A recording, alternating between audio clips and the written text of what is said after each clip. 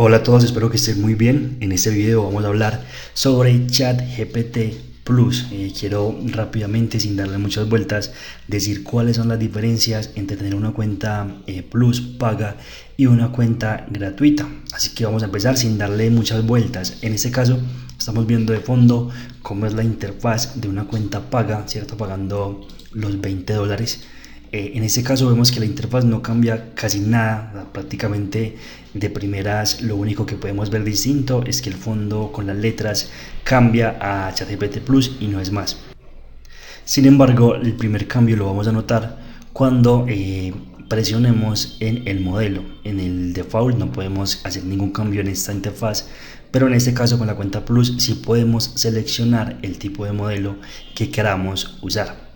En este caso lo miden por tres diferentes niveles. Lo miden por razonamiento de 1 a 5, por velocidad y por conciencia. Todos son ítems que se miden de 1 a 5. El Legacy 3.5 es el que todas las personas usamos normalmente cuando tenemos una cuenta free, una cuenta gratis. Y como vemos nos dice que la velocidad es de 2 puntos sobre 5, la conciencia es solo de 1 punto y el razonamiento es de 3 puntos sobre 5. La verdad es que este sería el default y como nos dice es el modelo previo de ChatGPT, el modelo Plus previo.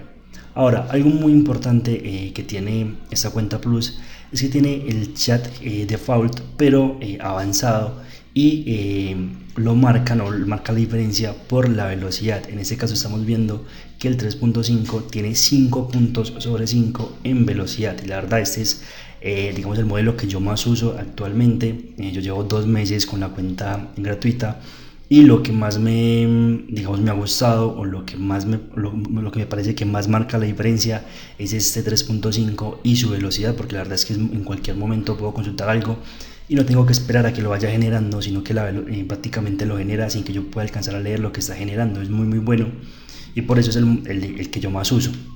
En este caso, este modelo nos dice que está optimizado para la velocidad y que está habilitado solamente para los usuarios Plus. Estamos viendo que tiene razonamiento 3 sobre 5, al igual que el normal, el Legacy. Tiene velocidad 5 sobre 5, así que aquí cambia la velocidad bastante. Y en la conciencia tiene un punto más que el modelo gratuito, que vemos que solamente tenía un solo punto. En este caso tiene 2. Ese es el modelo que yo utilizo normalmente. Para validar la velocidad, bueno, ahorita lo vamos a comparar con el 4, pero vamos a mostrar un pequeño ejemplo rápido sin darle muchas vueltas. Por ejemplo, escribe un párrafo de 500 palabras, solo para mirar qué tal rápido es o lo genera. Y como estamos viendo, o sea, una línea la genera en 2 segundos, diría que tal vez menos.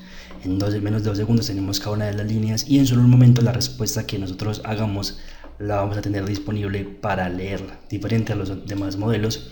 En este caso vamos a mirar por ejemplo el 4, que es el último modelo que no hemos visto. Tiene una velocidad de 2 puntos, al igual que la común, así que si queremos usar ChatGPT 4 sabemos que va a ser mucho más lento que el 3.5 Plus y va a tener la misma velocidad que el gratuito. En este caso la diferencia de ChatGPT 4 es que el razonamiento lo tiene al máximo, tiene las 5 barras y al igual en la conciencia también la tiene en 4 sobre 5, así que prioriza el razonamiento y la conciencia sobre la velocidad. Algo muy particular sobre ChatGPT 4 que deben saber cuando compren la cuenta es que no va a estar disponible ilimitadamente. Esto está ajustado por demanda y aunque seamos usuarios Plus, aunque ustedes compren el paquete de $20, su usabilidad va a depender de la demanda que haya en ese momento. Eso lo podemos comprobar si presionamos o seleccionamos esta opción.